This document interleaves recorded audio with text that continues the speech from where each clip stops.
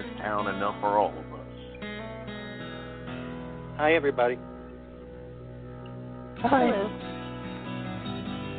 Welcome to Take Two Radio.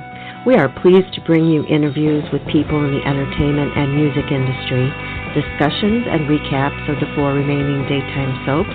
That's The Bold and the Beautiful, The Young and the Restless, General Hospital, and Days of Our Lives, as well as various other shows.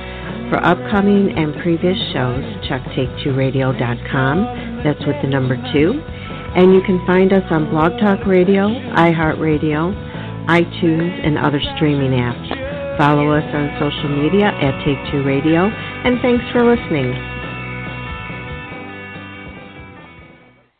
Good evening, everyone, and welcome to Take Two Radio Soaps in Review. I am told I am the fantastic Anthony, and I am taking the helm this evening because our leader, Pam, has some previous engagements. I, of course, am joined by David. Hello, everybody. And I am also joined by Casey. Hey, hey, hey. Candy, are you with us, girl? I'm forever young and restless. Yes. Forever. And with the Queen of Salem, CAROLYN. Hello, everyone. How are you tonight? Marlena might argue with that title, but you're our Queen of Salem. We have been very lucky these last couple of months to get guest after fabulous guest, and tonight is no exception. She lit up the screen in Port Charles with a fiery entrance and an exit that was, shall we say, just as fiery. And she's going to get clinical over in Genoa City. I, of course, am talking about the fabulous Brytni Sarpy. And I think she's right here online. Are you ready? Brytni, are you with us? Hello, Take Two Radio. Hey, I'm here. Brytni? Can you guys hear me? Hello. Yeah. Hello. Yes. Hi, Brytni. Hi. How is everyone? Good. Good. We're doing great. How are you doing? I'm doing pretty good. A lot of new stuff happening. I guess you guys have heard. Well, I saw. And fabulously, and we're fabulously watching. happy for you. Thank you. I was just saying that your exit was just as fiery as your entrance, and just a few heartbeats later, you were getting all clinical up in Genoa City, and we couldn't be happier. To be quite honest. Thank you. You're quite welcome.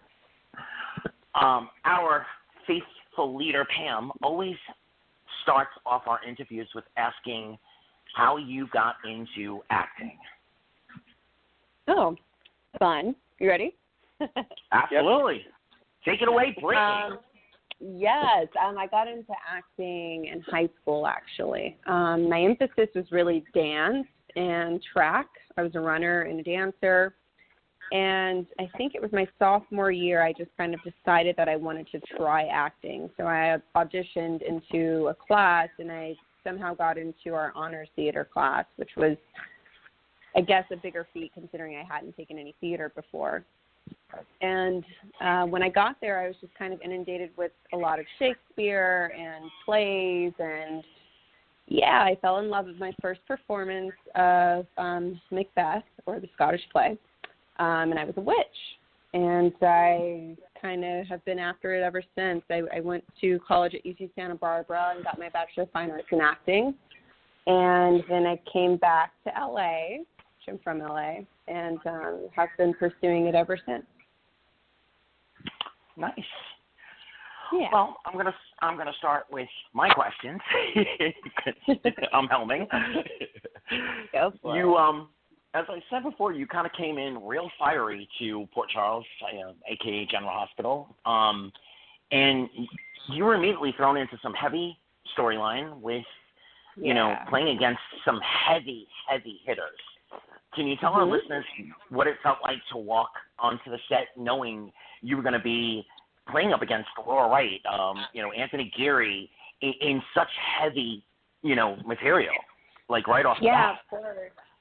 I mean, yeah, it was right off the bat. I was kidnapped by Tony, and I mean, Luke is a legend, and it was really a beautiful thing to kind of start off my screen time with him. I thought it would be really scary, but actually he's a theater patron as well, so we kind of had a likeness and an understanding of just how we do things on a set, even though, of course, he had a lot more years than I had. And I was just a noob, but it was great. And then it was Jane Elliott, who I worked with as well, and who is also such a firehouse. She's amazing and awesome. And then Rylan and Dominic really just showed me the ropes there on after. And, yeah, we were in a very intense triangle there. Yeah, and it was a lot of fun to watch. And you got a lot of attention right off the bat on social media. Did you watch that? Did you pay attention to how fiery? I'm going to keep using that word. How fiery things were right off the bat as far as the fans were concerned. Sure. I mean, I think there was a lot of controversy just coming in as a Spencer and then mixing things up with a very popular couple. So I knew what was going to come with it. And there was, I was a home wrecker for a while, and that was my title by a lot of social media, which is cool. I mean, why not go in with something that you can then, alter and change the audience's view of the character or give them an understanding of the character from a different perspective over the years, which is, I think, what's happened. And I don't think people see Valerie the same way as they did when the whole scandal happened. Yeah, there was some really great writing during that period that humanized her in a way that we don't see often enough on soaps. But you are now lighting up the screen over in Genoa City, and you're also getting fiery with some heavy hitters over there. Can you tell us a little bit about the journey from Port Charles to Genoa City and what it felt like walking in to that set and immediately being thrown in with some heavy hitters there? Yeah, I mean, it was a peaceful journey over, actually. I don't know. I think now that this is kind of my second time around on a soap, I have a little bit more under my belt, and I have a little better understanding of what I'm getting into, just how the world works, and how just even going on set, when to go on set, how blocking works, just how a soap world works, and running scenes and not running scenes, and the time limits you have for each scene. I understand the pace now. So it was a very nice transition, and I know a lot of people already from Y&R, so it was very familiar.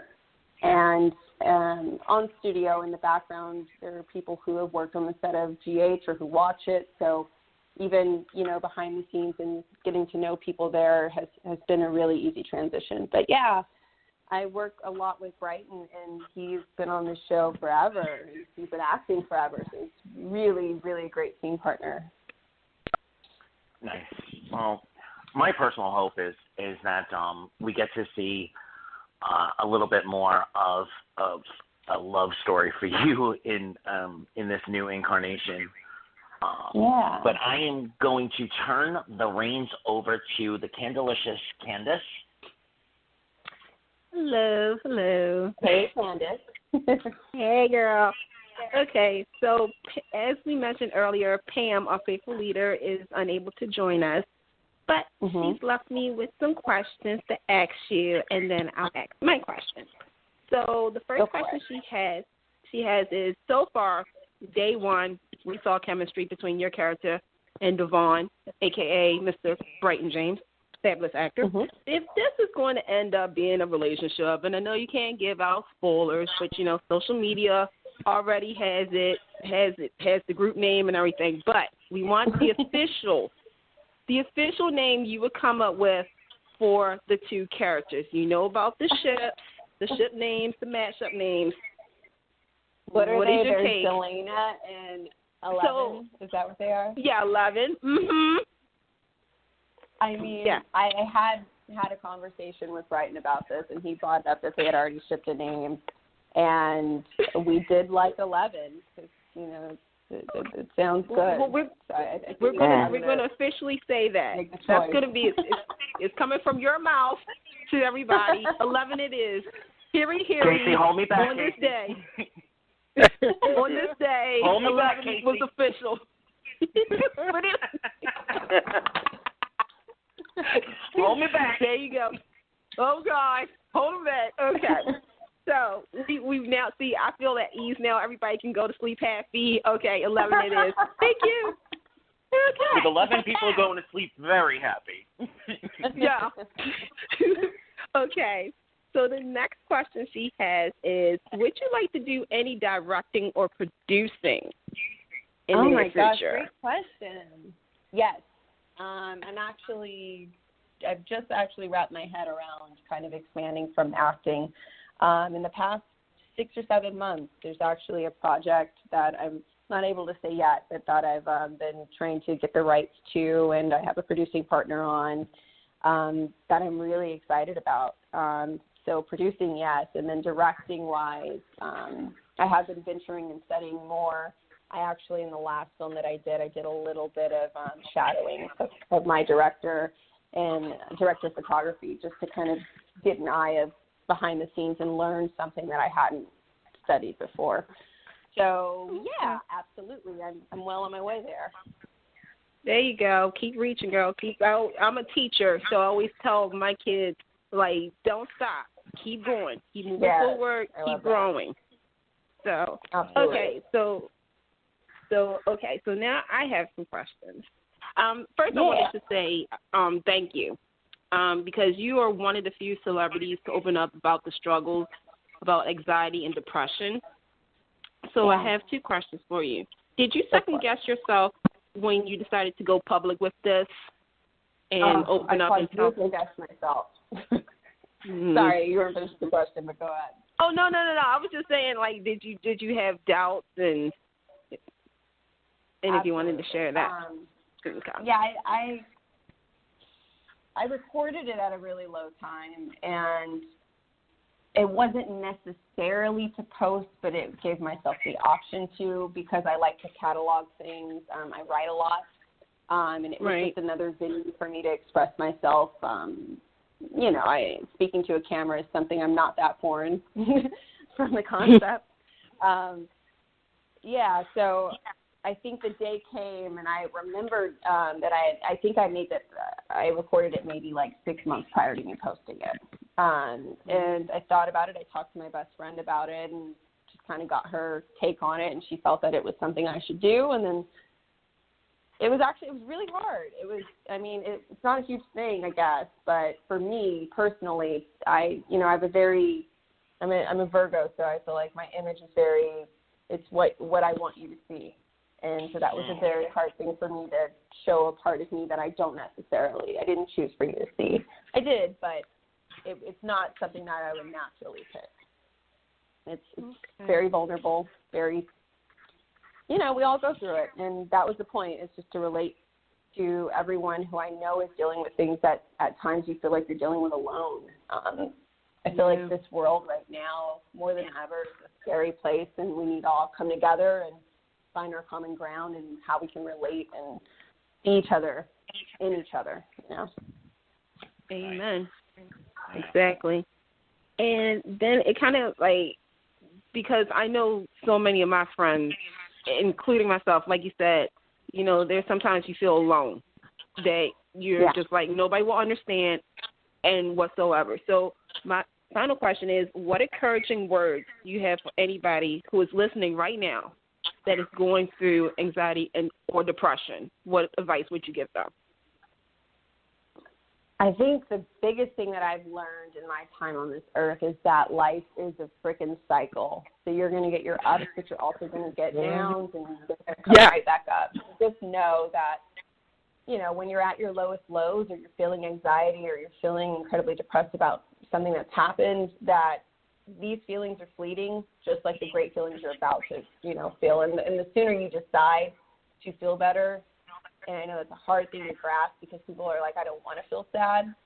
But as soon as you start releasing those feelings and grabbing towards the good feelings, the things that you like in life, and recycling that energy into your life, that's when you go up the hill faster.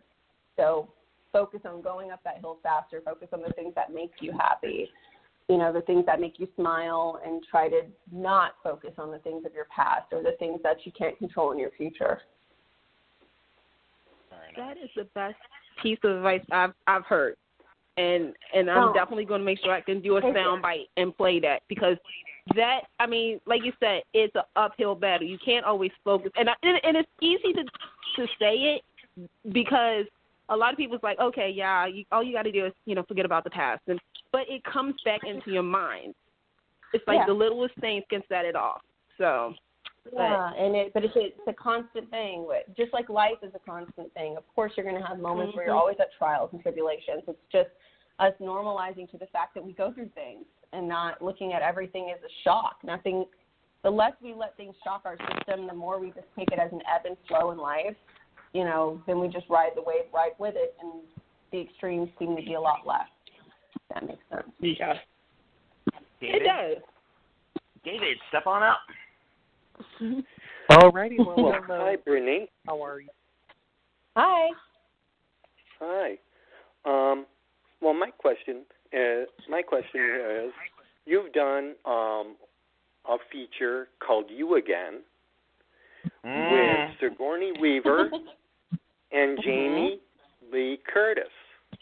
What did you learn as an actress from those two top box office hitters? Oh, man. So you take me back. Just a quick thing about You Again. That was my very first audition. I graduated from Santa Barbara, came out here, and they sent me on that audition, and I don't know, luck of the 9% Irish that I am or something. But I booked that one, and I had a blast with that cast. Not only was it Sigourney and Jamie Lee Curtis, but it was also Victor Garber. It was Kristen Bell, Betty White. Those are all heavy hitters. Those are all people who, what I learned on set was what you can bring to a set, and that's energy and positivity and a good time. And that's what that movie was for me. And I don't know, you hear a lot of stories about people, being uptight on set or very negative or divas and things like that, but that cast showed me that it doesn't have to be that way. You can go on set and have a great time and do your job and make people laugh. Oh, that sounds awesome. Yeah. Yeah. So back to YNR. Now that you've been thoroughly ensconced in Genoa City, which members of the cast have taken you under their wing when you first arrived? Oh, that's a good question. Lauren was really, really embracing when I first got to set, with just kind of showing me where things were, and it's just CBS lot is really confusing, by the way. It's not like Prospect Studios ABC lot. That's a very easy thing to maneuver and understand. This is a whole other thing. So a lot of it was like directional guidance, but Lauren's really helpful and so outgoing and such a beautiful spirit. I think she really helped me get acclimated to everything. Nice. That sounds nice. Casey? Yeah, so hi, Brytni. How are you? I'm good. Hello. Wonderful. So I do want to touch on, you compared earlier similarities to Y&R, and because, this was your second soap. How differ as an actress? You cut out a little bit. What did you say? How? Oh, sorry. How do GH and Y&R differ for you as an actress? I think they differ in what I'm bringing to both sets. The characters are different. Even just, Brytni Sarpy 4 years ago on my first real, bigger opportunity versus Brytni Sarpy now. There's just, it's a difference in confidence, a difference in character. I think Elena's character is a lot more straightforward. I kind of know what she's doing and where I'm going with her. There's a little more revealed to me that I'm playing with. And then Valerie was kind of a character where we had to find her footing and figure out where she, fit into Port Charles. And, the people that she bonded with, she also disconnected from because of, the relationships. So it was trying to find relationships that she could gravitate towards. So differences like that. And then, but the way that they actually both entered on the canvas were very similar. I thought that was funny, just with the scenes of me opening a door, slamming it in someone's face. Yeah. Opening it again, not revealing that there's someone behind the door. I thought that was interesting. And then my second question for you stems from the unfortunate passing of the legendary Christophe St. John.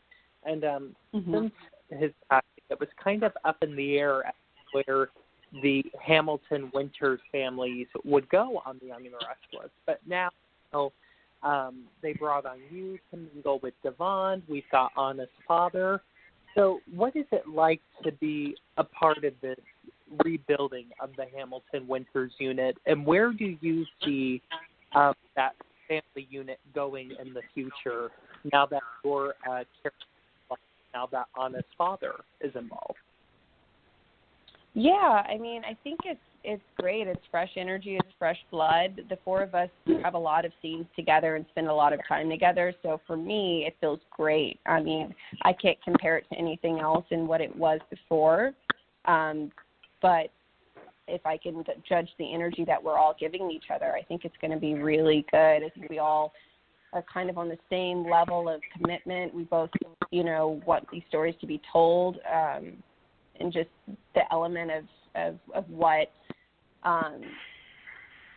having her father on is going to bring as well. I don't know. Sorry, I don't know what I'm allowed to say about certain things. You guys know he's a singer. You know that already. Okay, so I think you could say that. Just, bringing like someone who's a musician and then she's already a musician, and I think that adds a really cool element as well. I think they're going to be a family to be watched. All right. Well, we have one more person to throw at you, and that is CAROLYN. She is our soap. Wow, she's our soap guru. CAROLYN. Hello, soap guru. Hi, Brytni. How are you? I'm great. How are you? Oh, I'm good. I gotta go in the other room. My dogs are barking. Sorry. Well, you must have wonderful, supportive family. Your parents. Do you have siblings? Yes, to both. My family is incredibly supportive. They've been supportive of my dreams, and I don't have a family that comes from the arts at all. I'm the first on both sides to ever go after anything like this. But they've always been very supportive and understanding of my vision. And, yes, I have so many siblings. I actually have an older sister and an older brother and two younger brothers. Oh, well, you have two. You have two great roles that you've played and playing. Can you tell us a little bit about, as a child, what you wanted to do? Yeah, I always wanted to do something in performance. I think I thought that it was going to end up being dance, but I didn't start ballet until end of middle school, so it was pretty clear cut that I wasn't going to be able to be a professional dancer in the way that I wanted to be because I hadn't been studying as a teeny bopper. So I just knew it was going to be performance based, and I had always been dabbling into just always being on a stage, and it was kind of I'm actually really shy, so being on a stage was kind of my way of expressing myself and getting any of the energy or what I want to say out without having to like have a conversation or have like direct contact with people. It was a kind of a therapy for me that obviously turned into a profession. Well, we touched on depression and anxiety, and I had an older sister that suffered with depression, and her doctor always said, opposite of depression is expression. And express yourself, whether it's joy or it's sadness, being happy. You can't be happy all the time. So you've been very fortunate that you found a career to express yourself. Being a Virgo. Yes. Yeah. Both those things. Yes, I have a sister that's a Virgo, and she's kind of shy. Yeah, you get it. Yeah, and I'm a Virgo in a lot of places in my chart, so I'm like a Virgo through and through. It's very rare that we come out like this. Brytni, it's Anthony again. I'm September 15th, so I definitely feel you on that. You get it. You get it. Yeah. And this is my extroverted 2 hours every 2 weeks, and I get to shine. And then do you feel a little bit spent after? Like, oh, that was a lot. No. Actually, I feel energized and renewed. And it gives me another couple of days worth of energy to play off of and to draw from. Honestly, the day leading up to it and the couple of days after, I'm definitely on a different cloud than the other days. Oh, that's great. I think that's a tell. You're doing what you should be doing. We definitely want to thank you for giving your time to us this evening. We want to wish you the very, very best on The Young and the Restless. Can you tease anything about Elena or about where Elena might be going to our listeners who are drooling right now? I just keep your eyes peeled. Someone said that Elena was giving flirting eyes on Twitter, and I thought that was the funniest thing. I was like, was she? I don't know. All I can say is follow the chemistry. I think I tweeted it. And no, it wasn't me. But before we let you go, you are a Virgo, and we like to be private, but do you want to tell our listeners where they can follow you if they so desire? Absolutely. You can follow me on Instagram at Brytni. It's at BRYTNI.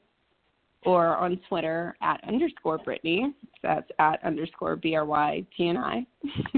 Or Facebook, just look up Brytni. There's a common theme here. I don't know if you guys caught it. It's Brytni. She's Brytni, blank.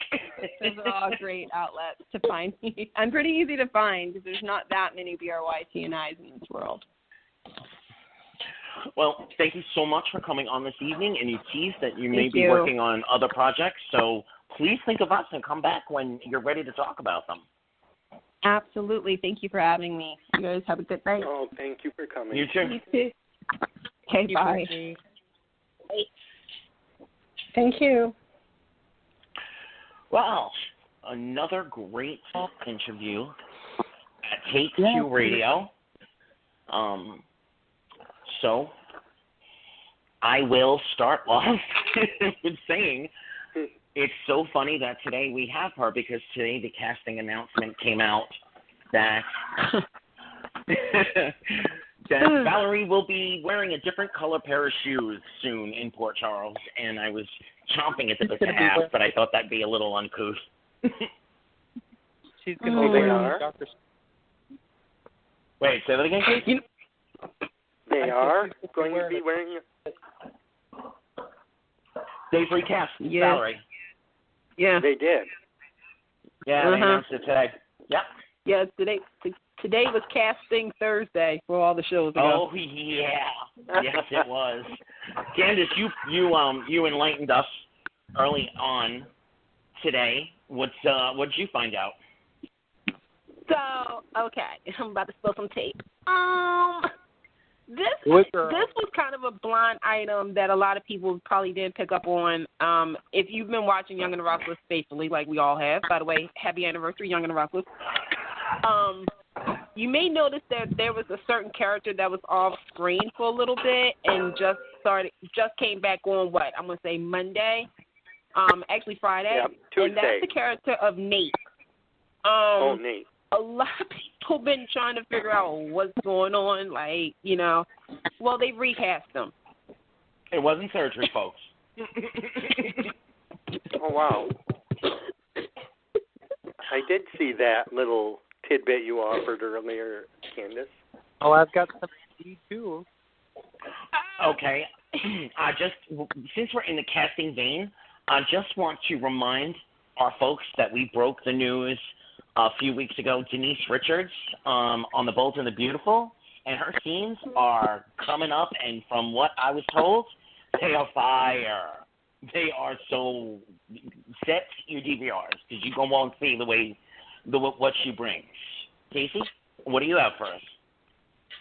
So, yeah, I actually heard 2 bits of casting news this morning. I was emailed by one of my sources. 2 more exits will be coming to The Young and the Restless. Another, girl, I know, get ready. And I'm not going to say which ones, I'll just hint. Somebody will be exiting from our teen scene. I guess I should say early 20-somethings now. So, that's Abby, your Kyles, your Summers, your Finns. One of them has been... well, I guess I shouldn't say Abby because, Abby's like 47. But anyway, Abby's older than mom. But anyway, and then the second exit, another Rosales family member has been shown the door. This time a female Rosales family member. So those exits should be announced soon. I think I will break one of them exclusively tomorrow. So, yeah, that's just what I got. Okay, I got to do a sidebar real quick. For all the Young and the Restless fans, I'm going to just speak real quick. Like, I know I'm going off script real quick. We all knew this was going to happen. We did. Because, there was a lot of talk. Every writer or executive producer comes in, the previous regime gets taken a look at. And when I say taking a look at, I mean the recent hires. So for all the fans, and I'm saying this from the bottom of my heart, if it's who we think it is, because you heard the clues, female, I'm gonna say, I'm in the minority. I like them. I did. I really did, and.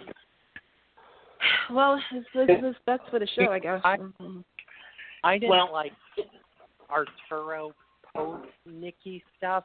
And here's the thing.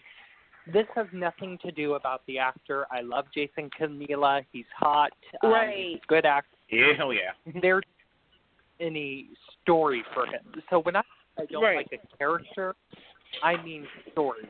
So, and Take Two Radio isn't in the business of bashing actors. That's just not something we do. No, we don't do that.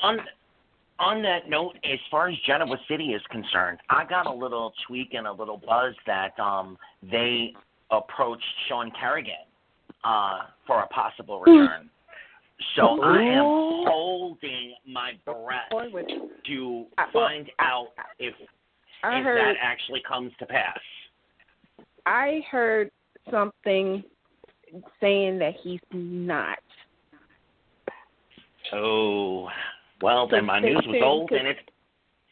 Well, no, because you never know. Like, things can change. I always say that to people. It's like, hey, look, it could be this way one day, and the next, you never know. Well, when I'm writing. With Sean Kerrigan, should have really stuck with the pairing because today I think that is Ordway's Abby's strongest pairing. Yeah. And I wanted to see more from them. I loved the miscarriage story with them. I loved the story of maybe Ashley punching her daughter's husband, and I loved everything about it. And unfortunately, we had to say goodbye to Sean Kerrigan out of the blue. Yeah. And he honestly had character. He had chemistry with everybody they threw him up against. He's so outgoing as a person, you can tell. Yeah. I think we should jump over to Salem as far as casting stuff is concerned, because we can either lament or we can choose to celebrate the wrap up of the Leo Diana family.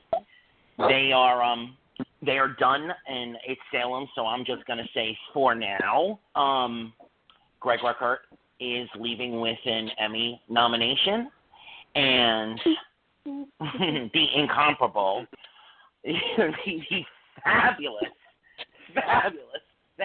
The best scenery tour in Daytime.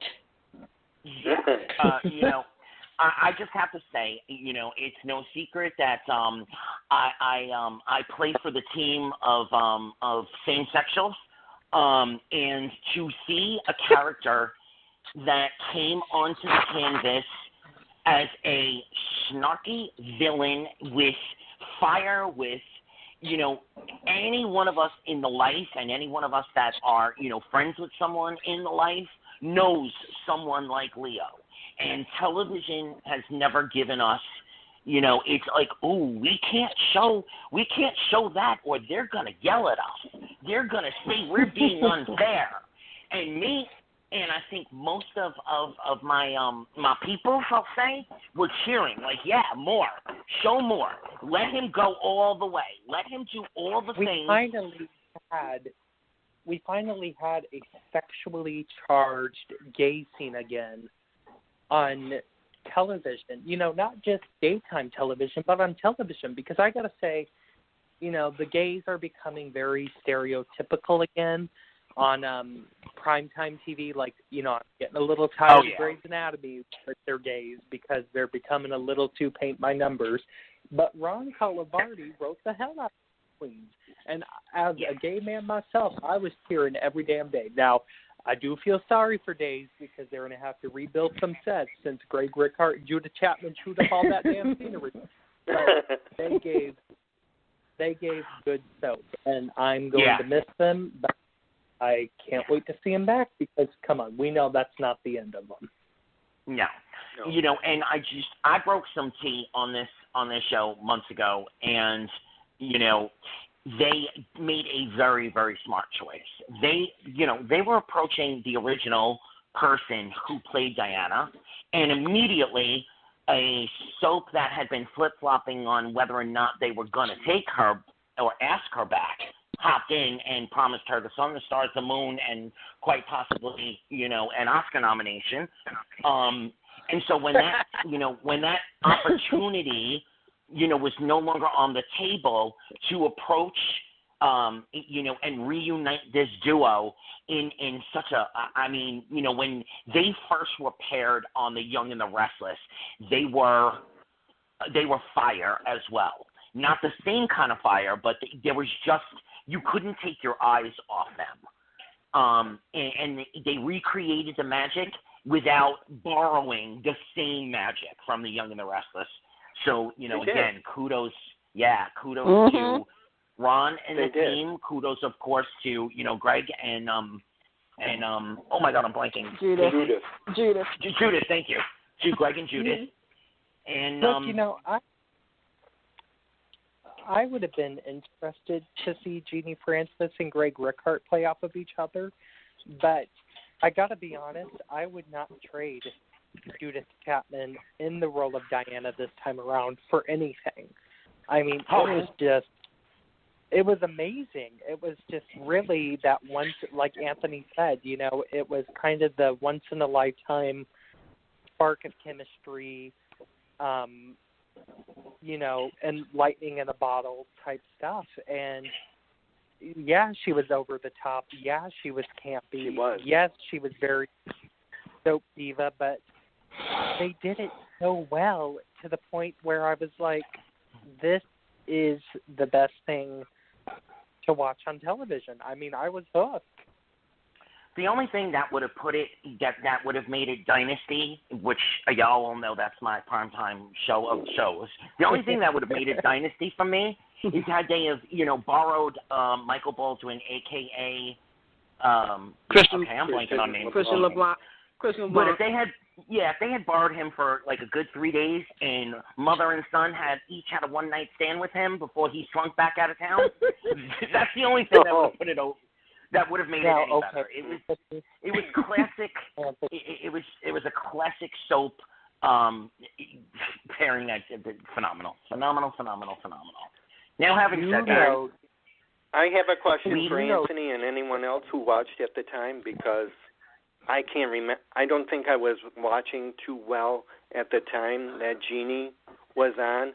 So can someone comment on how she did for me? If you remember. Okay. I'm going to jump in real quick, Casey, and say they're not the same character at all. I wish they would have explored why the Diana that came to town was nothing, looks-wise, obviously.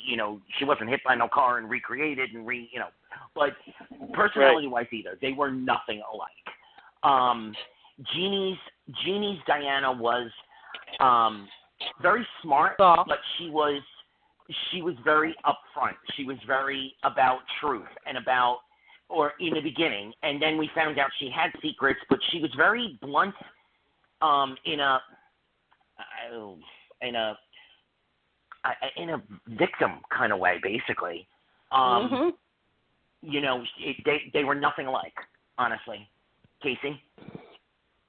Yeah, I would say Jeannie Francis's Diana was really, and I'm talking young Laura here, not the Laura from like the 90s or now, but Jeannie Francis played Diana like Laura, like a young Laura with a backbone.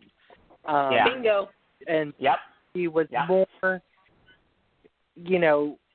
she wasn't really victimized like Laura was. Because even though young Laura was strong in her own right, I mean, my God, she was holding a machine gun and stopping bastards from freezing the damn world.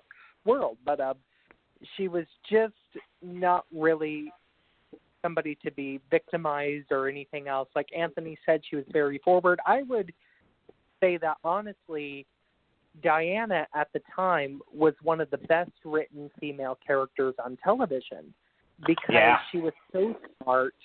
She was so strong. She was so independent.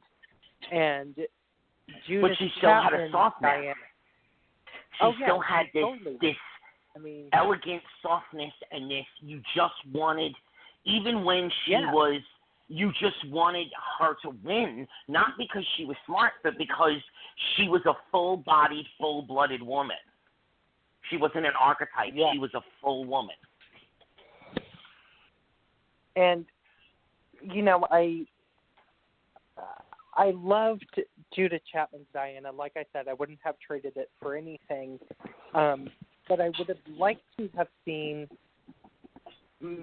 maybe less schemer and more of who we fell in love with Diana as from that original run. Of course, you can't duplicate what Jeannie Francis did, and you can't duplicate what Judith Chapman did in this last run. But there were just some character tones missing from that original character. And I wondered, had Jeannie Francis taken back the part, had General Hospital not swooped in with a dumb storyline that only got interesting the last month, if they would have gone the same route with Diana, would they have changed anything if Jeannie came back? Because I honestly don't see Jeannie poisoning. I'm sorry. No. I don't know.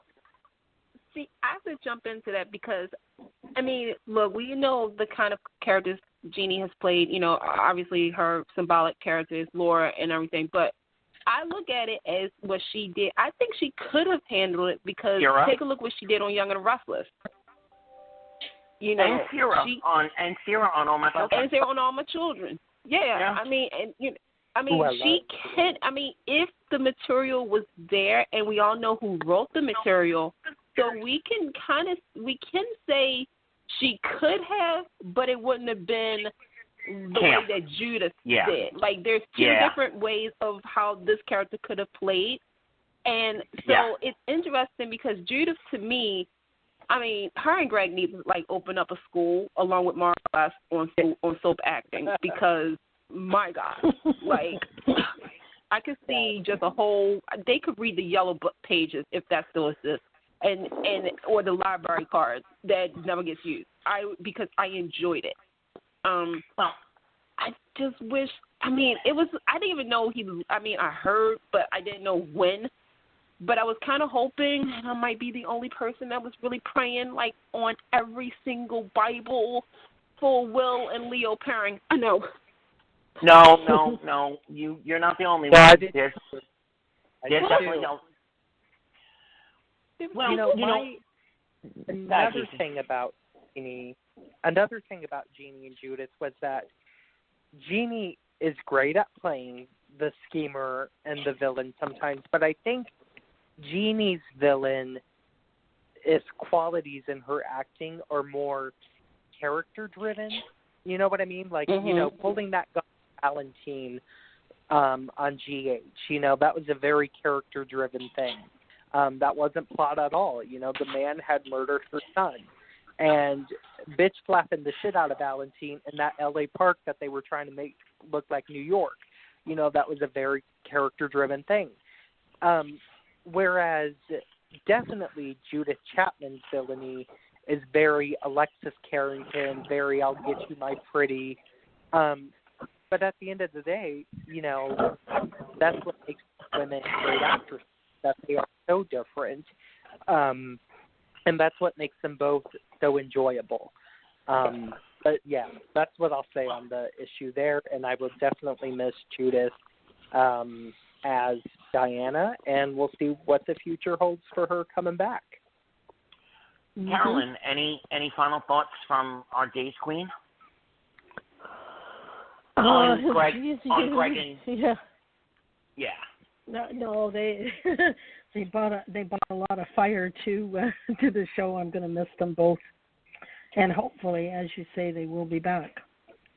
Well, I have definitely been counting the minutes to ask you what you thought of, the great and powerful Stefan Switch, let's call it, and how Brandon's first week played out in your opinion. Oh well, I loved Christopher, so I feel bad. I know a lot of people like the new one, but I don't know. He just doesn't come across as a strong Demera to me.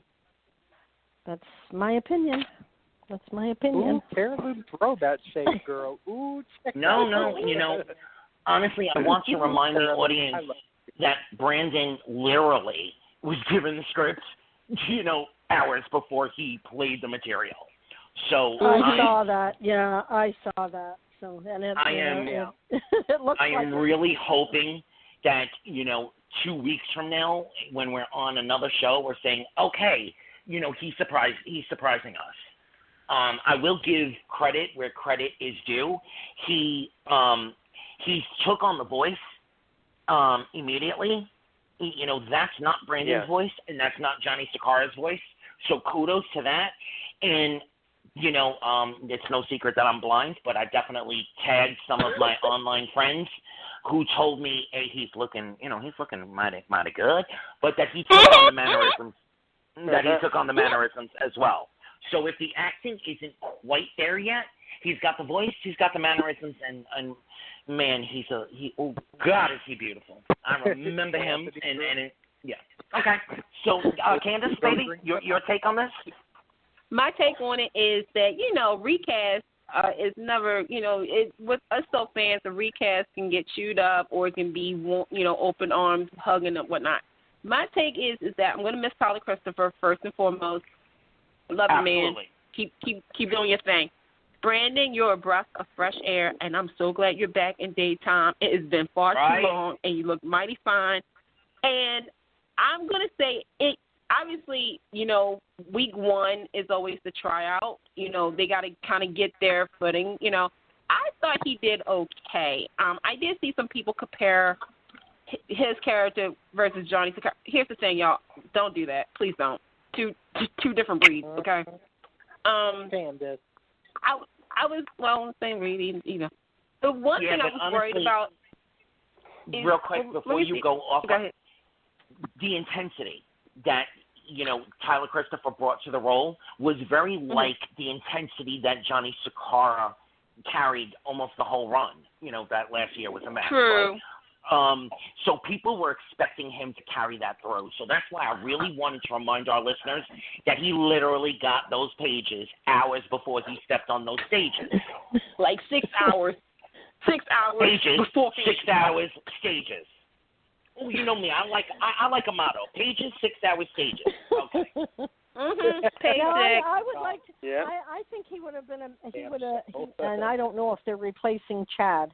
He would have been better as a Chad than a Stefan. That's interesting. Because Hmm. I mean, he would have been a better Adam too. Adam Newman on Young and the Restless. Yeah. So that's just my Yes, he take. would. Yeah. I wish. Because Adam just keeps getting younger and younger and younger. Yeah.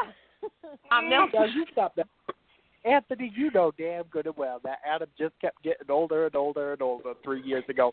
I mean, I thought Patrick Duffy was going to up and show up and play Adam. He I has mean, the stop that right there. Benjamin Cure. No, but real quick, back to Brandon. The one thing I was kind of questioning is his chemistry with Camilla. Because if we're going to go down this route, okay, we need to see it. And I saw it. I did see it in, of course, the kiss, which the Emperor's on a scale of 1 to 10. You know that wait a minute, on a scale. You want it to happen. It was. Well, here's the thing. I was trying to see who Camilla, which person she was going to kiss. Who was Gabby going to kiss? Tyler's or Brandon?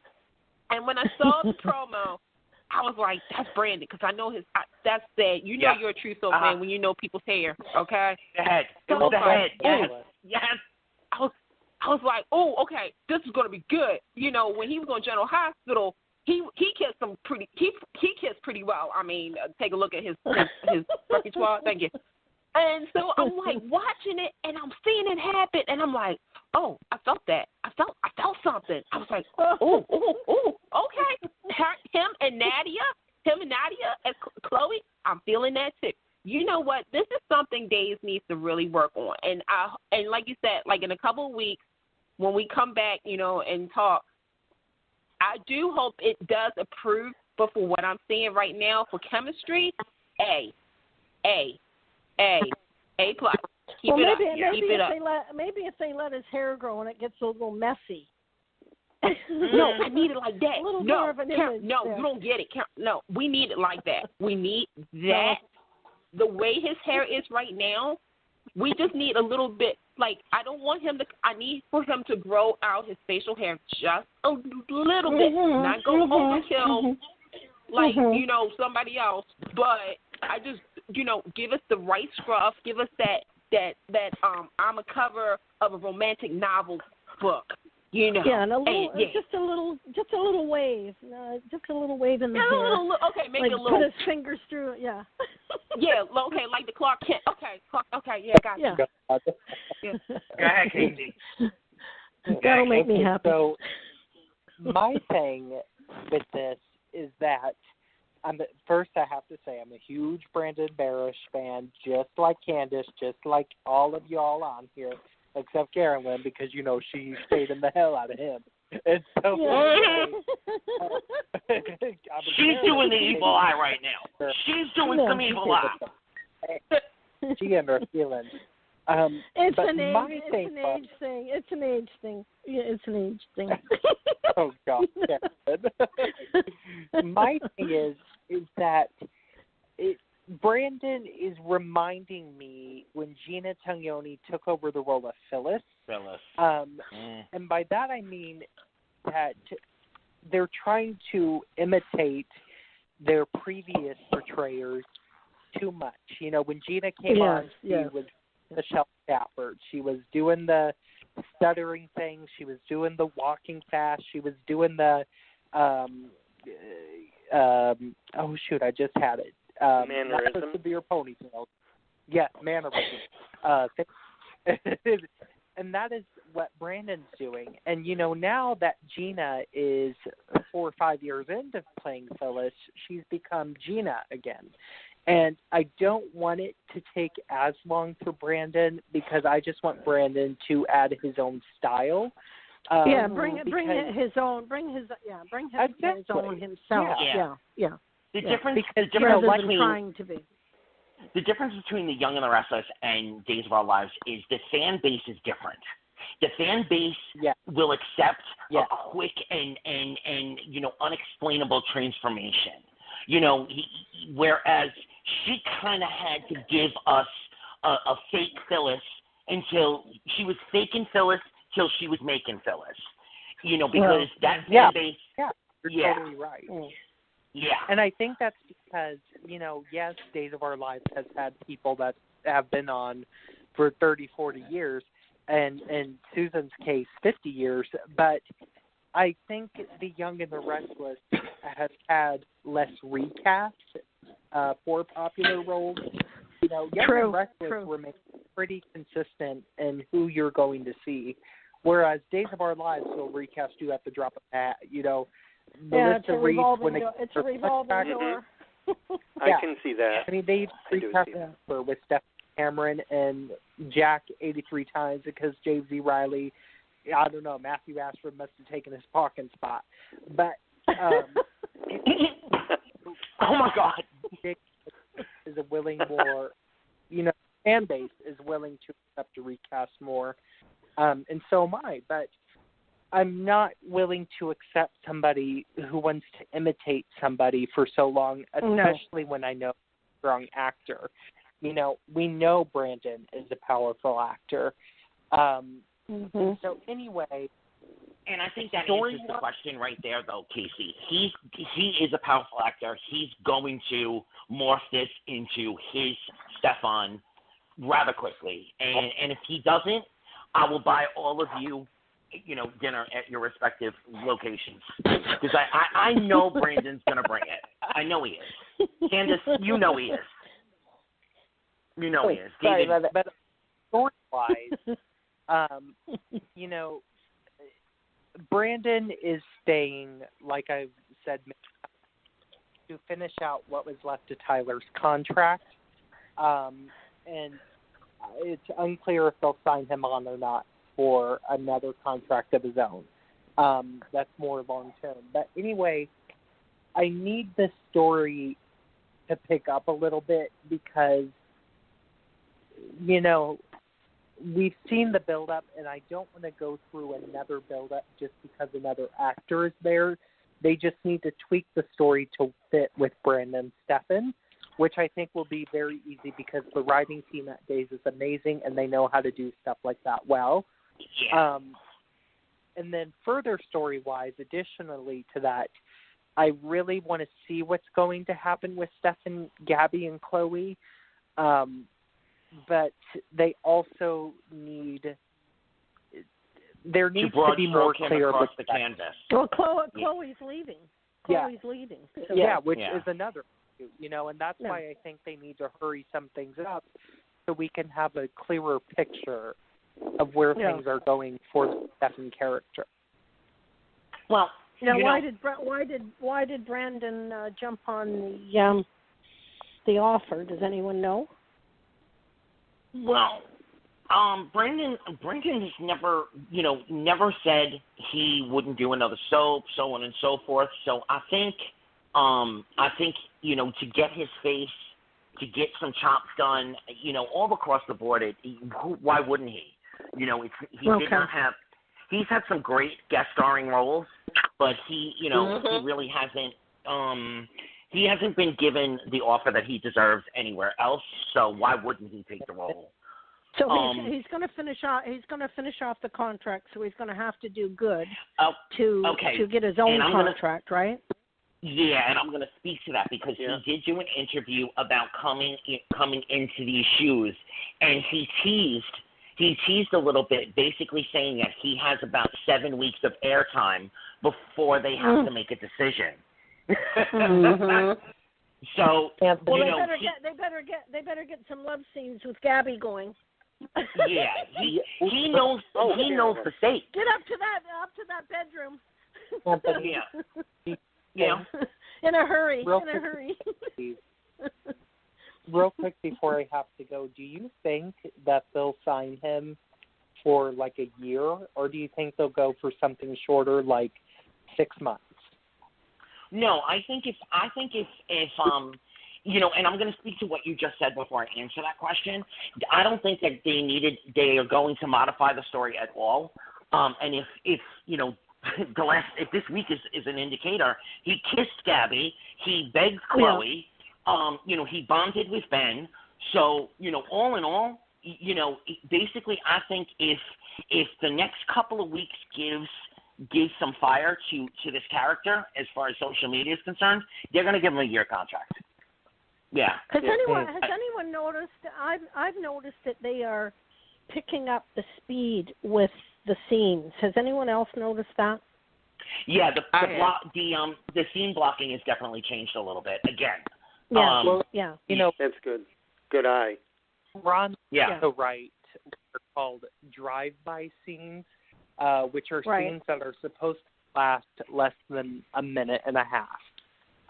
Okay. Of course, he doesn't do that for a whole episode because that's impossible. You can't do scenes that are less than a minute and a half for a whole 40-minute episode.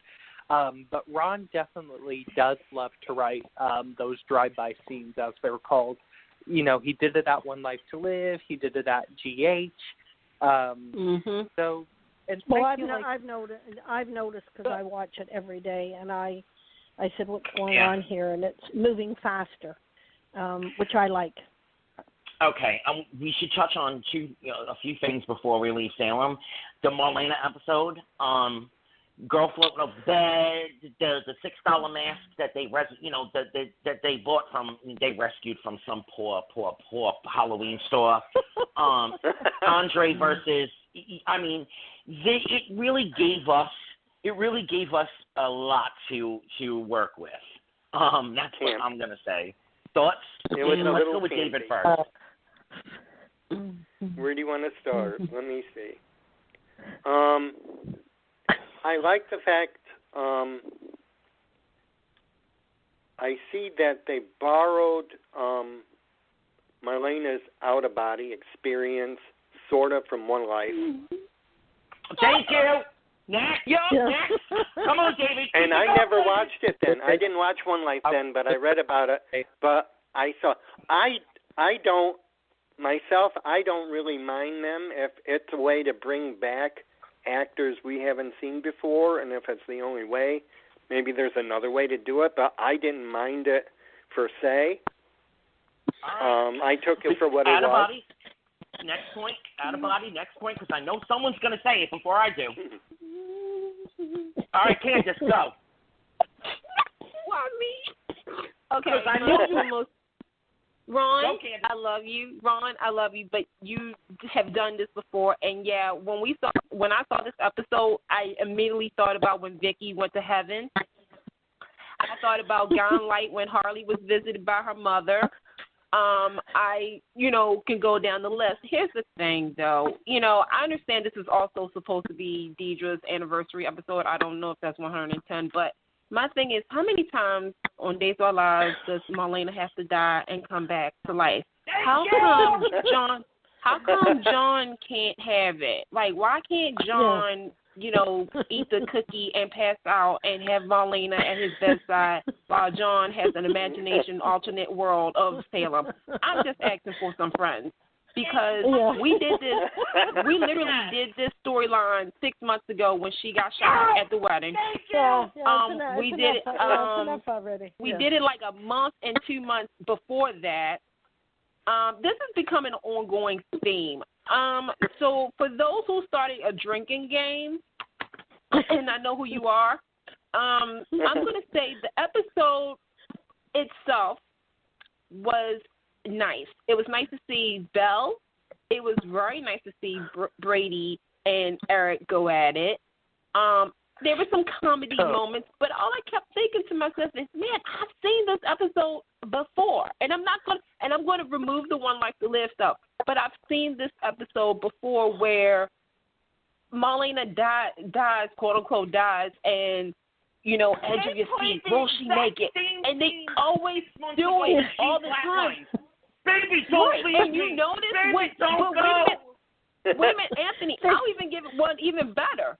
Because I've noticed the timeline. It's always doing sweeps or thereof sweeps. Because anytime look, sweeps aren't as what it used to be back in the day, okay? But they always do something where we're coming off of sweeps, getting ready for May sweeps, getting ready for the turnover of story and characters. I've noticed that with Dave. They always put Marlena in a coma, kidnapped, dead, twin. Yeah. When there's a new quote unquote restart of Days of Our Lives story. Yes. So, yes. Well, they needed this storyline for Eric because he's made his his promise to God. Amen. So it's not going to interfere with Rex. I'm sorry, real quick. They could have done it just as effectively if she was having an LSD trip and, and she didn't have to flatline for the 30.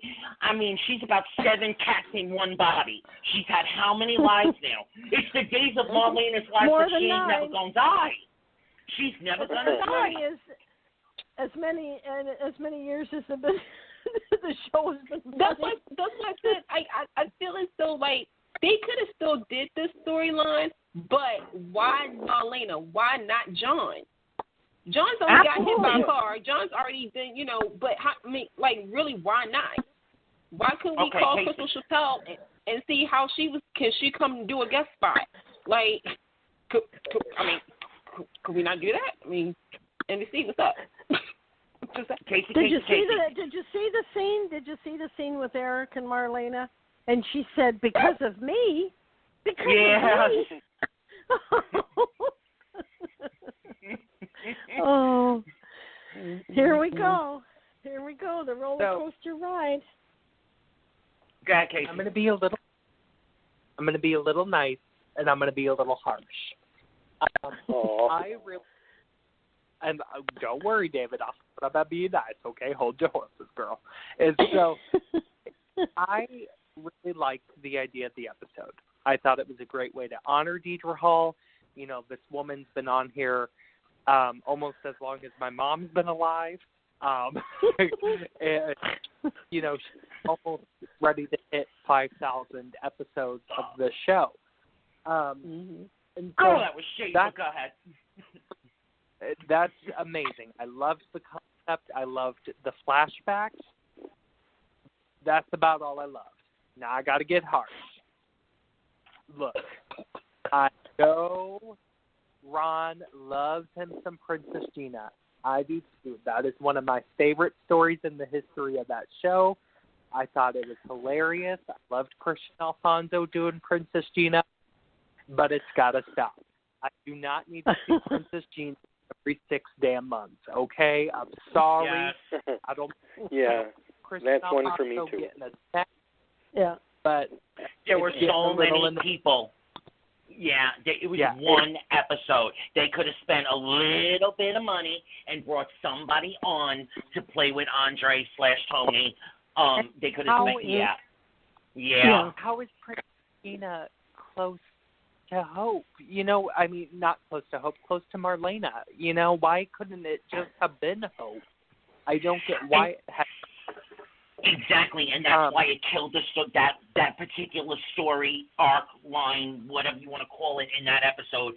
Because if the devil was trying to tempt her in a different way, it wouldn't have been. Tony was good. Tony was definitely a good choice. Yeah, but it wouldn't have been no Princess Gina. It would have been no Princess Gina. There are so many people that have gone.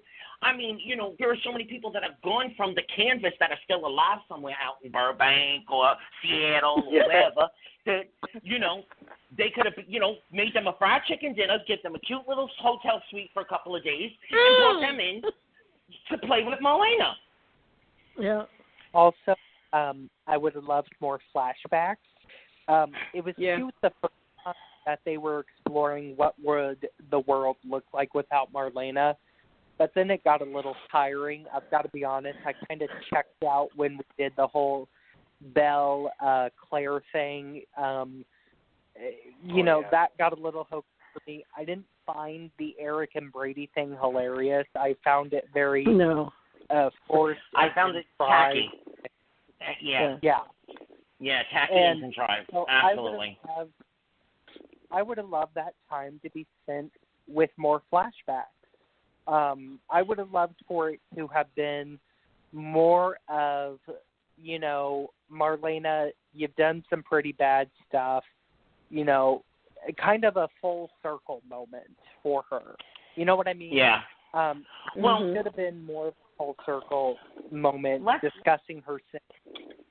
And let's put it this way. Then go ahead. Yeah, I'm sorry, finish it. No, I was just going to say 3 of our 4 soaps have done it, and the Emmy goes to The Young and the Restless, beyond a shadow of a doubt. Amen. The Sunny episode was good.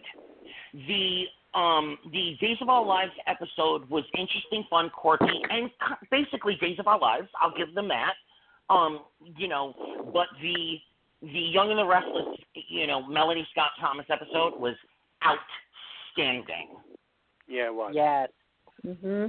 I mean, that's how you do it. And honestly, 2 more things to wrap up my thoughts on the Marlena episode.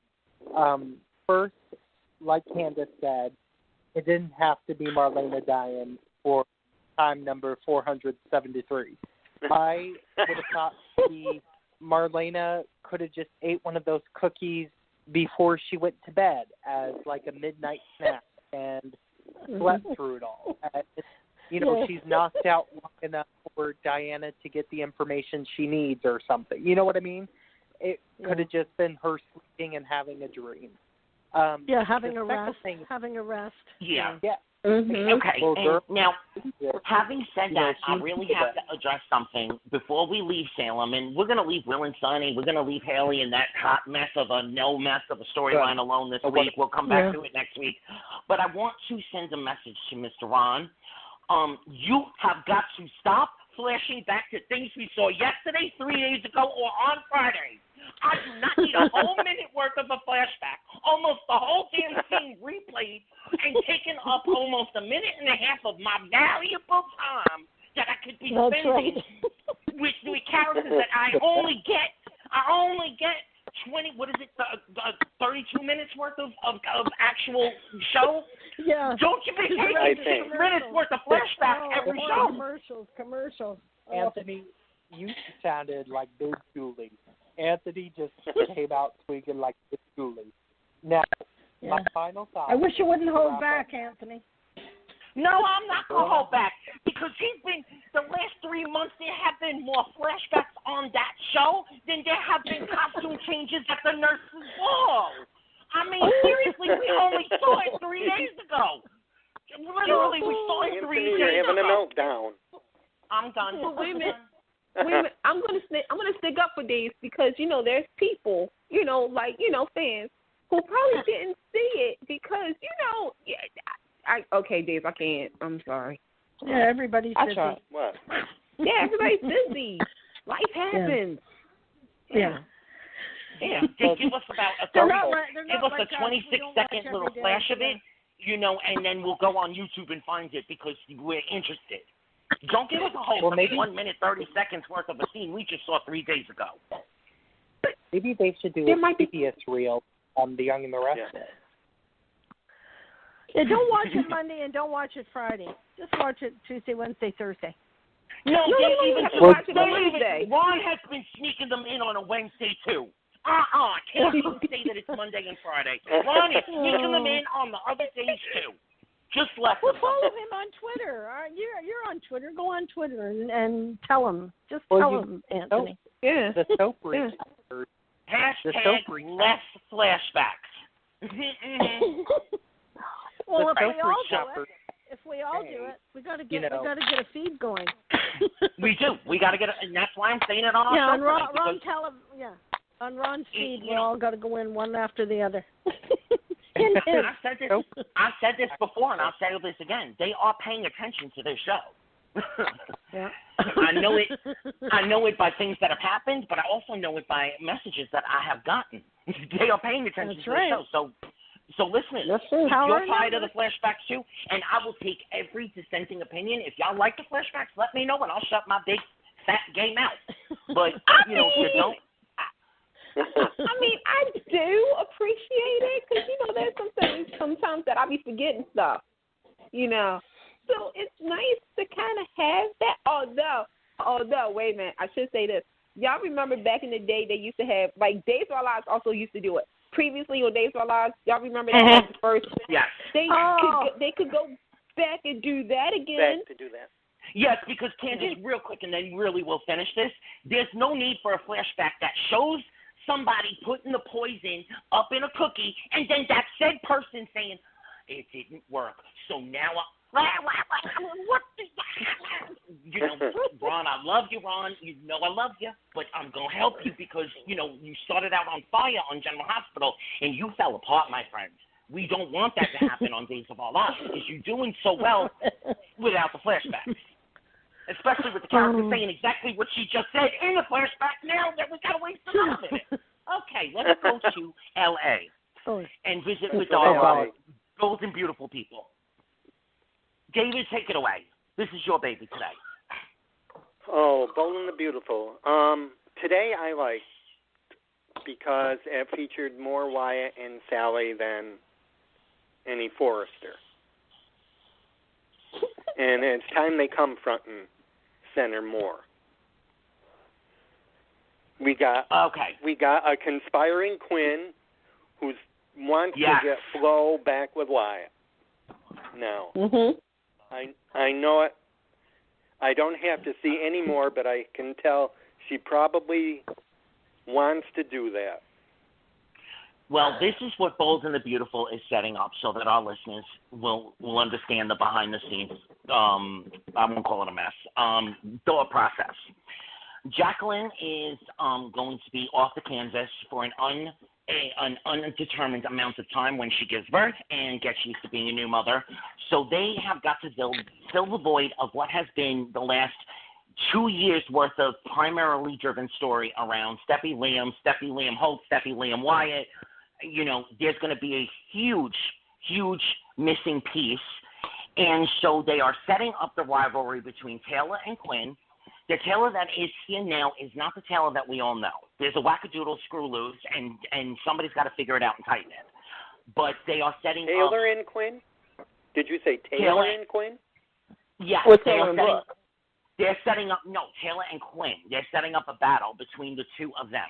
Now, that I don't have any tea on. The tea I have on is that Jacqueline McGinnis Wood is going to be gone for more than just 6 weeks giving baby birth. Right. So they're going to have to fill that space, and the space is going to be between the triangle of Wyatt, Sally, and Flo, and Liam, Hope, and Steffi that will be off canvas, so on and so forth, and a nice, interesting, crazy rivalry between Taylor and Quinn. Because, they played out Taylor and Quinn and Pam. That's done. It was fun, but it was no Stephanie. They need a fiery, a fiery frenemy or straight up enemy, and those are the two that they're promoting. Take it away, Casey. I think Casey left us. Hold on. Take it away, Candice. Okay, so on Bold and Beautiful, I'm going to try to act really, really, happy here. I like the fact that we're getting, well, okay, let me backtrack. We all kind of figured that Flo was going to play a big part in a quad. We were trying to, in a triangle. We were trying to think, is it going to be Wyatt or Sally, Hope, Liam, stuff like that. And it turned out to be Wyatt. I do like how they tied Flo into that. I'm one of the people who like it. What I don't like is the comparisons that the fans have already said about Flo and her mother, played by Denise Richards, because a lot of people said, "Oh, this is Tanya and Amber 2.0." We haven't seen Denise yet, so let's hold our tongues first and foremost. And I'm one of them, like so I'm not going to apologize, but I get your point. Right. The thing is that now there's this thing where Flo is connected to another Bold and Beautiful character, because she recently has said she wants to know about her daddy. Now, if you've been playing at home the Who's Your Daddy game, sponsored by Hasbro, I don't know. The list is very long, but really not that long. Los Angeles is only 6 people living in Los Angeles, if you think about it, with Bold and Beautiful. Okay. So a lot of people from Jump has said Deacon. Look, I'm going to be on that boat. I think that would be interesting if Deacon was Flo's daddy, because the whole baby situation would actually be more interesting, considering that Flo, quote unquote, is now her niece. Half-sister, right, but that, the baby is the niece. Right now, Bold and Beautiful is going through kind of a awkward phase, because, like you said, for 2 years, they've been on one major storyline, and now they got one of their major actresses out until, because Jacqueline, first and foremost, girl, I do not believe you gave birth 6 weeks ago. I don't believe it. I need the documentation. But we don't know how long she's going to be out, so you can't really go forward with something if you don't know when the actress is going to come back. They needed to actually kind of backtrack a little bit and figure this all out. But we all knew there was going to be triangles. Hello, Bold and Beautiful. Thomas comes back real quick on my soapbox. Y'all didn't need to kill off Caroline. Y'all really didn't need to kill off Caroline. We get it. Lindsay's on Days of Our Lives, but the characters, as many characters, you could have recast. I'm glad that they did bring Thomas back. You do need another Forrester in the mix, but now you're really you should have gave it some time, because we saw the writing on the wall day one that they were going to put Hope and Thomas into each other's orbit, because they're going to need to do something. Right now, Bold and Beautiful, it's interesting, but it's not interesting. Because I feel as though, 32 years on the air, they're doing the same old. It's case, like I said, about Days of Our Lives. Why is it that they always do this storyline when they could switch it up a little bit? Yeah. Honestly, I'm glad. Well, real quick, I'm glad to see Quinn acting like Quinn. Oh, yeah. And Darian Brooks, ladies and gentlemen. Give him, come on now. He brings comedy and romance to a, he is that guy that you want to see. So, Bold and Beautiful is going through an awkward phase right now, and hopefully they'll get everything straightened out. Honestly, and I'm address your hate fan mail directly to me, not to the show itself, but they should have had Steffi realize and convince Liam, for whatever crazy reason, go on the run and disappear, and we don't know where they are, and it would have been a much more interesting storyline. I'm sorry, Liam could definitely take a nice little vacation and let things play out that way instead. Have half the canvas wondering where they are and looking for them, and the other half of the canvas figuring out new love and stuff. Not playing out the same storyline with some of the same players and, just archetypes of what was the players that are no longer around. We're going to fill them with nieces that are supposed to look like them and yeah. Okay. Mm-hmm. So from L.A., let's go on to Genoa City. All right. And this is Candice's baby, so we got to let her go. Candice, take off. I'm going to receive so much comments about that. I love all the soaps, by the way, but CBS, okay. So Young and the Restless, we obviously found out JC's alive. Y'all all know this. So the ladies got acquitted. They have a clear record. Cricket had egg on her face, as Victor said. You're going to have to deal with me. We saw the return, the long-awaited return of Doug Davison, a.k.a. Paul, who fired Ray. One of the heated discussions I'm seeing a lot on social media is the whole JT clarification of his behavior. It was rumored at first, but they have gone and done it. He has a tumor, which explains his behavior of the recent year that he was in town. Okay. This is actually a touchy subject with me because I feel as though this got out of hand real quick. As a soap viewer and whatnot. Thank you. Go ahead, because I'm jumping right on after you. I feel as though this story could have been. Okay, let me backtrack it.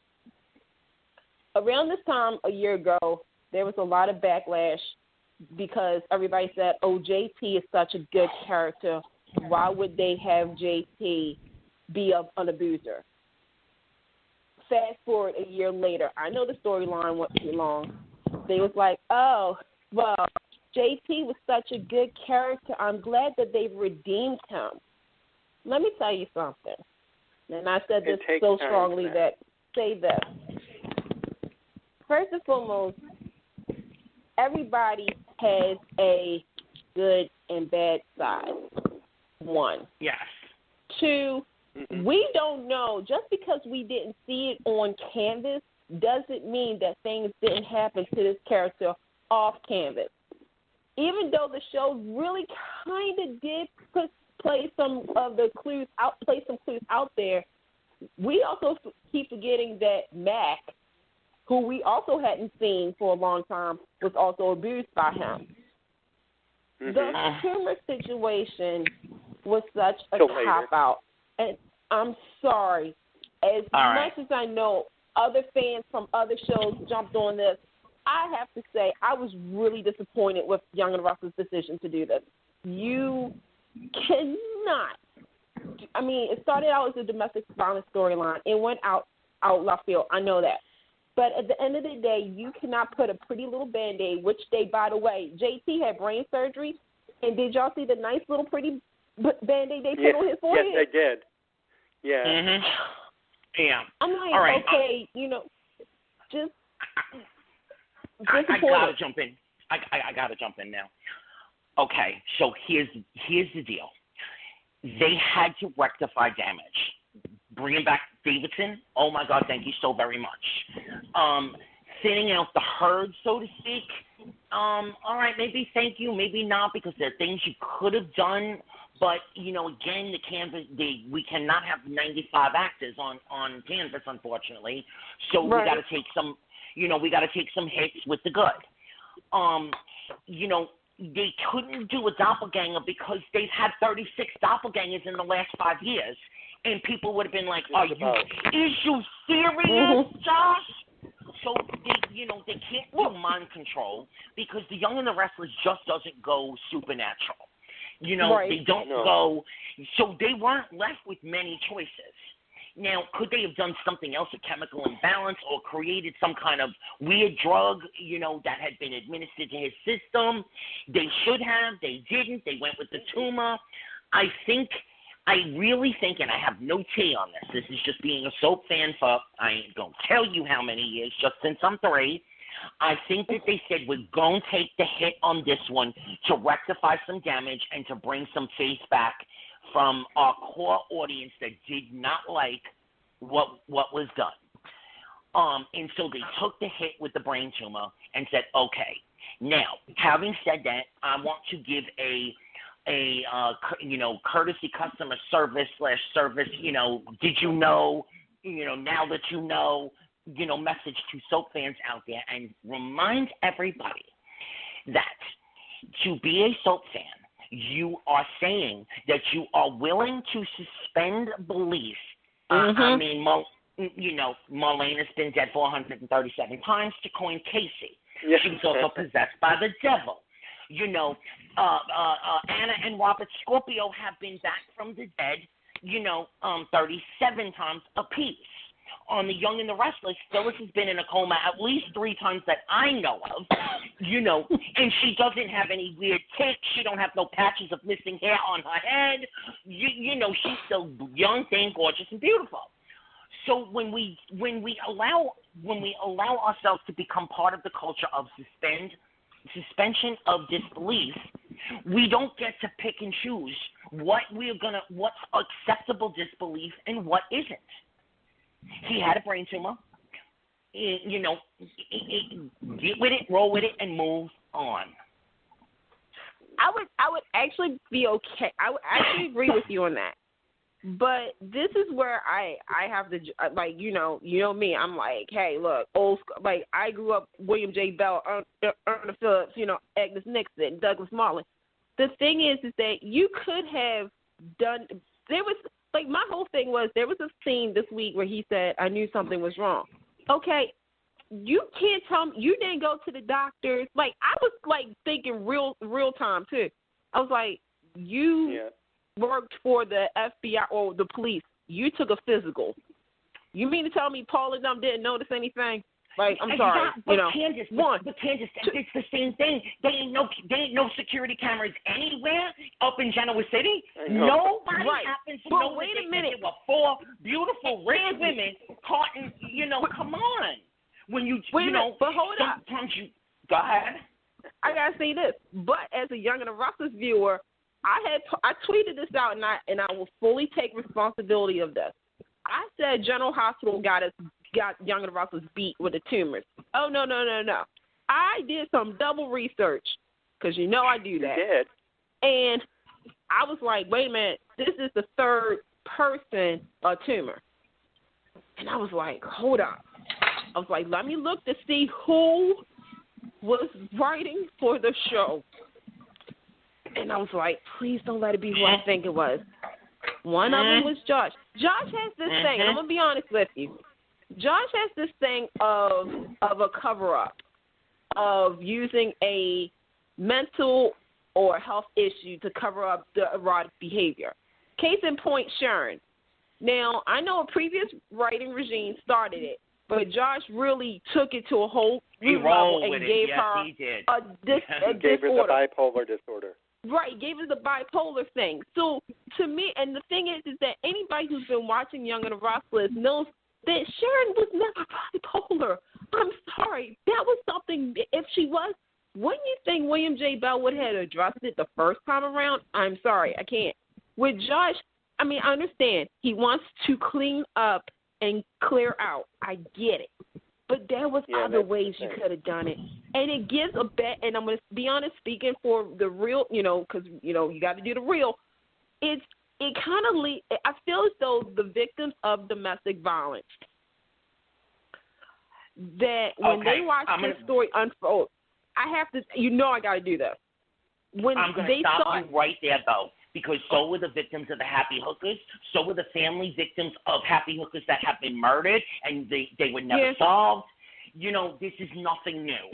This is nothing new. Yeah. Unfortunately, it's a byproduct of regimes change, and they needed to clean house as quickly as possible.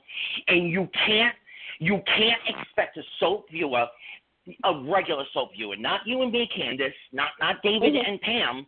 You can't expect a regular soap viewer to invest in a story that would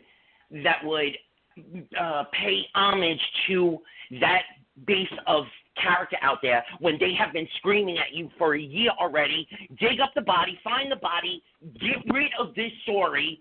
They gave us an amazing courtroom drama, so on and so forth. Yeah. The pill that we have to swallow with it is, unfortunately, they had to go people weren't plastic ready for soap. It's not even that people they weren't can't ready send for the it. breed of jail.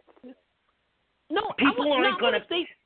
They're not going to care enough about the fallout of it when they didn't like the story to begin with, and they were checked out 5 months ago.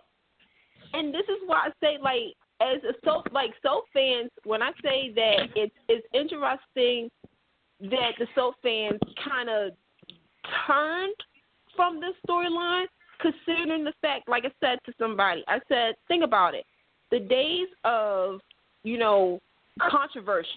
controversy and pushing the envelope instead of the who's your daddy storyline and such slept with such and such and all this stuff, they were pulling a story from reality, stuff that you see on primetime shows and Lifetime movies. And they did it on a soap opera, and I get it. JT was well-loved. I get it. But guess what? He can also be a good character gone bad and a bad character gone good. That's what a soap is about. But they need some distinctive audience repairing. And there were a couple of key points that would bring back faith to this show, and they had choices to make. And we don't like some of the I don't like. I called it 3 shows ago. He was gonna have a brain tumor. I called it. I knew it. Yeah. And you did the research because I know Josh likes his brain tumor. I know he likes his mental defects. 3 of them. I knew this is, and I'm not trying. Nobody pat me on my back or tap my little booty. I'm not asking for accolades. What I'm saying is, I don't like it, but I'm okay with Whitney Houston. It's not right. But for me right now, it's okay because they are getting the audience back. They did the right thing with that whole courtroom drama. If they had tied it up without that, people would have bitched. First off, they're going to bitch no matter what they do. But there is a lot less bitching, and a lot more people saying, okay, I can breathe again. My JD is okay. My JT. My Paul is back. Paul and Cricket, they going to have a little, because she ain't had none in how long. All the conversations that you see online, the payoff was worth it. The hit that they take because of the way they did it, the payoff is actually worth it. People are breathing a sigh of relief, and they're invested back in the show the way they haven't been in over a year. I agree with you. In the art of telling a good story, Agnes Nixon would have kicked. She would have bitch slapped. She would have picked up one of them prop guns herself.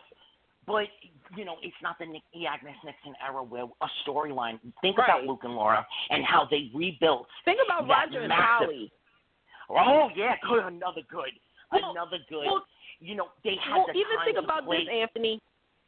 This is why I said, I say a bad character can turn good and a good character can turn bad. Case in point, on Young and the Restless, take a look at Michael Baldwin. Yeah. Absolutely, but it was a different way of telling soap back then. Right. They don't have that luxury anymore.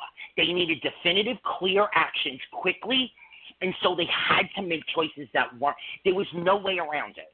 They could have gone with, somebody was controlling him through hypnosis, but that's not the Young and the Restless. That's General Hospital on days. He was battling with he's been gay all this time, so he had a hatred for women. That's not the Young and the Restless. They had to do something that was fairly believable to the audience that the core audience that they cannot lose. Yeah. For the Young and the Restless. Mhm. And so, people out there, please, use the suspension of disbelief and just say, okay, like the Happy Hookers, thank God it's over. Yep. And bring Stitch back. Bring Stitch back. Yep. And I'd like to make a comment. Absolutely. And it can help segue into our next show. The brain tumor thing, if we're going to compare JT to Franco, JT is going to prison, regardless of the tumor. Franco, on the other hand, was granted that the tumor was made him responsible, and he didn't go to prison. Well, the only reason JT is going to prison is because they're not giving him a contract. They begged him to come back and replay out this story, and he graciously did so. And they get to vindicate. See, General Hospital, no one ever pays for their crimes. Come watch Young and the Restless, where it's real life. People go to jail. Lily's been in jail, and now JT's in jail. It was a dig. It was a dig at General Hospital. Absolutely.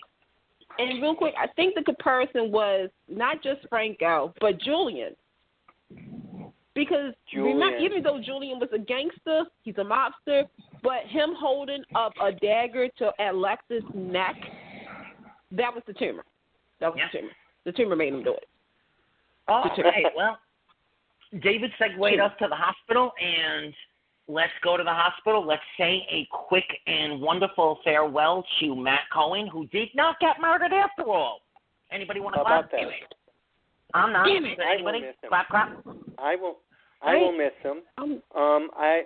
I think he went out in a fairly respectable way. He didn't need to go out in a big bang. And he said it was open-ended.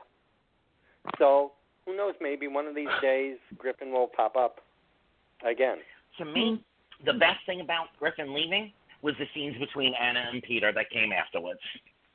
Really? And those last scenes, and those last scenes with Griffin, Ava, and John. But more of the scenes between Anna and Peter set that up real nice. Yeah. Go ahead, girl. Disagree. That's what the show was made of. Matt, I'm going to miss Matt. I don't think General Hospital really gave him the material that he truly deserved. I'm just going to be honest. Absolutely. I did think he was going to be one of the victims. I did. I told y'all I had the whole scene played out in my head. I don't know. I really wish that they would have done more with him and Anna, considering he's Duke's son. Yeah, I do too. I don't know. I just feel as though, like, if it's going to be open end, then don't do like you're doing another actor or character. Wait till you feel like, oh, well, we got it. We can do it now. We can give you the material, and then you roll out. Yeah, I mean, I'm going to miss Matt. I mean, it was I kind of called it crazy because, when he announced his, when we found out he was leaving, was also the announcement that Supernatural, a show he was on, was ending. And I was like, I wonder if he's going to go back. Is that what's going on? But I wish him well, man. I mean, great actor. I wish him nothing but the best. And I do hope that they come up with something interesting somewhere down the road and bring him back for a while or forever. But, quite honestly, I would have, okay, so you know what? Let's just spill it to the way it needs to be said. General Hospital has got so much hanging out there right now, and not much of it makes any sense. They started a whole name-dropping Hayden storyline that went nowhere, and fired up a frenzy. Could have spent some time on that. They did not definitively kill Ryan Chamberlain, so when he pops up on May 14th, ain't nobody in the soap fandom gonna be surprised. Not a single person. In this dawn of day mess. Oh man, we said this last week, and I'm gonna say it again. You need to let Chris tell his story. Stop taking his story and putting it through some kind of distortion machine, like Cher in the Believe vocals. Do you believe? To come out with a story that don't make no kind of sense and don't have no kind of basis. I think this storyline has possibilities. I have to say it is relevant, especially in my area, because there have been cults. And all right, but I do believe the broader stroke of it is that General Hospital keeps making the same mistake over and over and over again. They take a storyline that's creative, that's interesting, and then decide to throw every other storyline on the canvas. Oh, you're talking in this mix. Yeah. Just somehow justify. I don't know why, because it don't justify it. Now Willow it's interesting that Shiloh is Willow baby daddy, but, like, why? You didn't have to go there. You didn't have to go that Margot is somehow being, who's next? Now, we know that Leslie is coming back for the anniversary episode. If she come back wearing some white sack talking during the day, I'm turning the TV off and never turning it back on between 2 and 3 o'clock. I just have to say that. You're so Hello? rude. Hello? Okay. Oh, God. If Leslie come back in a white sack talking, oh, Shiloh, when I was young, I'm turning the TV off and I'm done. But no, seriously, they keep making the same mistake over and over and over again. I agree with you on that. But you know what? I'm going to say this. Considering that me and General Hospital, we've been going back and forth with our love, for the last couple of weeks and whatnot. I mean, I have to say, like, there's some story on that show that I'm just like, ooh, okay. Because my biggest fear was with the whole Ryan Kevin storyline is the execution to the next storyline. And to me, with the cult storyline, I mean, like you said, it's relevant. We're all watching the news. We're all hearing about R. Kelly and all that stuff. So this is nothing new. I also agree with you, Anthony, is that what they do is they start out strong, and then they put A is in this, B is in this storyline, da-da-da-da. Because people forget Oscar was in this storyline first. Yeah. So, but people are already starting to forget that Ryan and Kevin are part of the twin experiment. Now, we had Alex, then we lost Alex, and I can almost guarantee it. We're done with the twin storyline. We're done. We ain't not going to hear about it for another year or so until they're done with Dawn of Day and have no more material to play, and then they'll say, oh, you know what? We forgot about the twin storyline.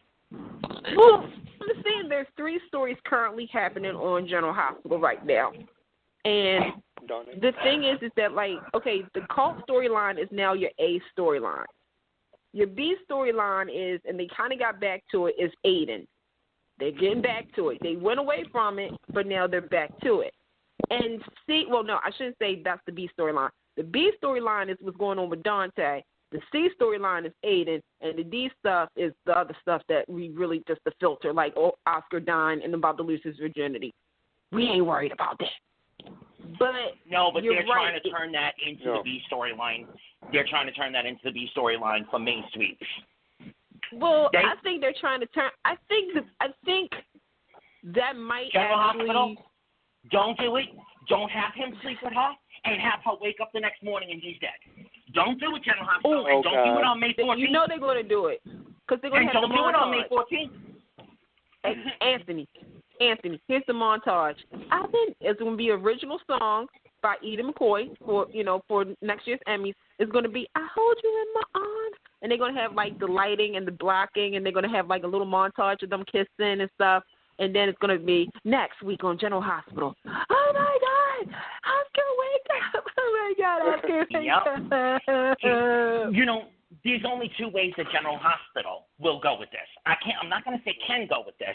I'm going to say will go with this because they are in such a rut of patterns. It's sick. It's sick at this point.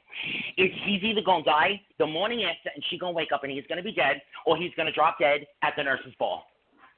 Oh God! I got another alternate. Is May 14th I got another choice for you. Ball? Is that what you're saying? I think it is. I'm sorry, David. What was that? Well, May 14th. Are you talking? Is that Nurses Ball Week? We don't know when Nurses Ball Week is. It was supposed to be the beginning of April for the anniversary of the show. Now it's in May, supposedly. Mm-hmm. Mm-hmm. Now they might just come up on May 30th or 30th, the day before Labor Day, Memorial Day, and say, "Oh, wasn't that the best Nurses Ball ever?" We just ain't going to see it. Wait a minute. Hold on. Oh God, I hope. Wait a minute. Like Lucy Cole, she came in with her book, and all of a sudden, all these little scenes that played out over the last year happened in 6 minutes in the opening credits from General Hospital. Oh, remember the Nurses Ball? Bing, bing, bing, bing, bing. Boom, we done. No, I have a feeling. Oh, guys. Okay. I have a feeling that Joss may be pregnant after her love with Oscar. I would not be surprised. And Carly at the last minute will lose hers. And then Michael will get his back. Candice, I would not be surprised either. And they can play the song, I can hold you in my arms forever, and I love you always. Oh, okay, I gotta ask you guys something. Did I miss Blackie? Huh? Did you miss what? Did I miss Blackie? I think you did. When was he there? What? I watch every day, so I don't know how I missed him, but when was he there? 80s. No. I mean, they did all this teasing about 3 months ago. John Stamos was filming on the set. Huh. No. Well, no, okay, I haven't. Wait a minute. Okay, wait a minute. Okay, so wait, because there were so many people saying this. Okay, so a lot of people who saw the pictures and everything, he was visiting the set. However, some people said, "Oh, he must have been filming something for the anniversary show." Now, keep in mind that on April 2nd, which I don't understand why they don't do April 1st, but well, no, I've just remembered April 1st is going to be April a black 5th. day for a lot of soul fans. But anyway, for the anniversary show, I don't know if he pre-recorded anything or if he was just visiting. Oh, I remember. It looked like he did something. Yeah, I remember. Yeah. No, you didn't see him on. Okay. No, we haven't seen. Now, going back to, we can't have a Franco Liz wedding, so I think that was a very creative way of doing it. Congratulations, kudos. Congratulations, kudos to the Franco-Drew relationship and bonding that stayed throughout this second storyline. Congratulations. Congratulations to the couple of scenes between the two true brothers and teasing us with the possibility that they could come together in a real storyline. Kudos and congratulations to a bunch of moments. General Hospital does moments really well. They're not doing the follow-through on any of these moments well at all. I don't know who this man is who's treating Alexis, but if he turns out to be part of Dawn of Day 2, I'm also going to turn off the TV for a couple done. Well, I want to throw out congratulations, too. I want to congratulate Dante and Lulu fans because we literally was suffering for a while without Dante and Lulu at the front. I don't understand why General Hospital never could write for them and whatnot. I'm glad Dominic came back, but I'm sad as I don't know what that he's gone already. When this story with Dante was, I mean, I don't understand General Hospital's pattern right now. I mean, it's like you wait till they leave and then you give them story and then they're gone again. Like, I don't get it. Like, so Dante has, post-traumatic stress disorder, and he talked to, oh my God, the scenes with Mike and him. Oh. Yeah, they were great. But the lovemaking scene with him and Lulu was great too. But it was awkward. You could feel it.